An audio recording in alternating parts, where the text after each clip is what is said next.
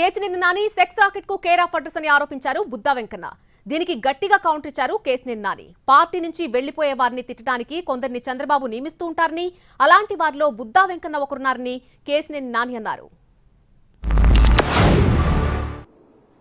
నువ్వు నాశనం అయిపోయావు. తిరువూరు దగ్గర నుంచి నువ్వు నాశనం అయిపోయావు. నీకు మధ్య భ్రమించింది. వాళ్ళ కుటుంబ సభ్యులకు కూడా చెప్తున్నా నేను, వీడికి మధ్య భ్రమించి పిచ్చి పట్టింది. ఎందుకంటే తెలుగుదేశం పార్టీలో ఉన్నప్పుడు ఆ కేసినేని భవన్కి తెలుగుదేశం కార్యకర్తలు నాయకులు కొద్దో గొప్ప వెళ్ళేవాళ్ళు. ఇప్పుడు వైసీపీలో చేరాక ఖాళీ అయిపోయింది. ఎవరు దానికాదు ఆ మొగ కేసినేని వైపు వెళ్తూ బండి మీద కనీసం కేసినేని భవన్ కాసి చూడడానికి కూడా ఇష్టపట్ల. చంద్రబాబు నాయుడు అనే అతను కొన్ని ఓర్పుకలు పెట్టుకుంటాడు. ఆ ఓర్పుకలు పెట్టుకుని ఎవరైతే పార్టీలోంచి బయటికి పంపించాలనుకుంటాడో, ఎవరినైతే పార్టీలోంచి బయటికి వెళ్ళిపోయారో వాళ్ళ మీద ఇటువంటి కామెంట్లు చేపిస్తాం. ఓర్పుకలు కొంతమంది పెట్టుకుని నాకు అలవాటు. ఆయన ఓర్పుకలు నేను ఎప్పుడో చెప్పా.